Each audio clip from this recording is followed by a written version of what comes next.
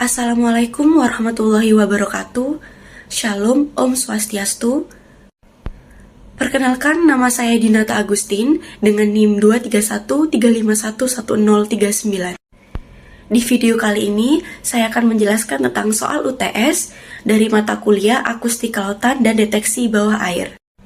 Pada soal yang pertama yaitu, analisis apa yang dapat ditarik jika pada ekogram frekuensi 120 kHz terlihat lapisan hamburan yang sangat tebal, namun pada frekuensi 38 kHz, lapisan tersebut terlihat sangat samar atau hampir hilang. Jadi jawaban saya yaitu, pada ekogram frekuensi 120 kHz terlihat adanya lapisan hamburan yang sangat tebal. Sedangkan pada frekuensi 38 kHz, lapisan tersebut terlihat samar atau hampir hilang.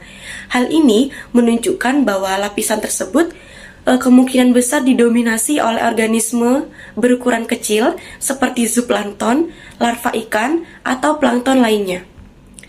Frekuensi tinggi seperti 120 kHz memiliki panjang gelombang lebih pendek, sehingga lebih sensitif terhadap target kecil dan menghasilkan pantulan atau backcatter yang lebih kuat.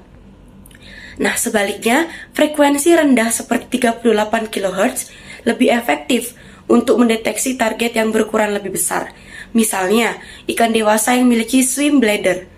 Oleh karena itu, jika lapisan hanya terlihat jelas pada 120 kHz, dapat disimpulkan bahwa lapisan hamburan tersebut didominasi organisme kecil di kolom perairan, bukan ikan besar.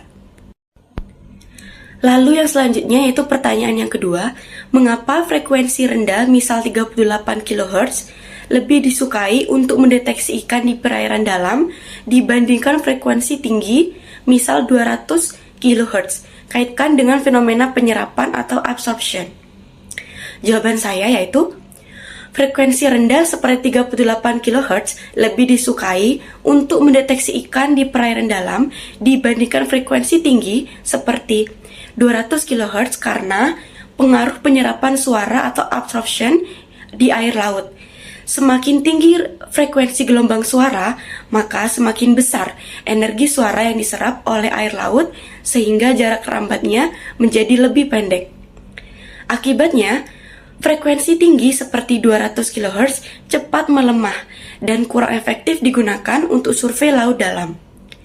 Sebaliknya, frekuensi rendah seperti 38 kHz memiliki tingkat penyerapan dan atenuasi yang lebih kecil, sehingga suara dapat merambat lebih jauh dan mencapai kedalaman yang lebih besar.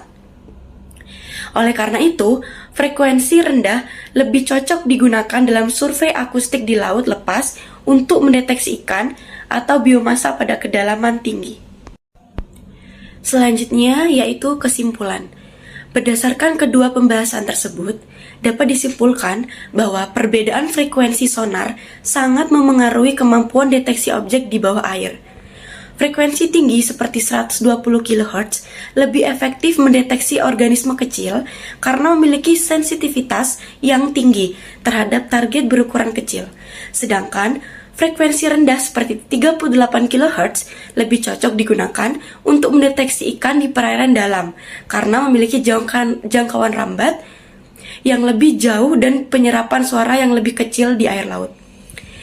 Oleh karena itu, pemilihan frekuensi sonar harus disesuaikan dengan ukuran target dan kedalaman perairan agar hasil deteksi akustik menjadi lebih optimal.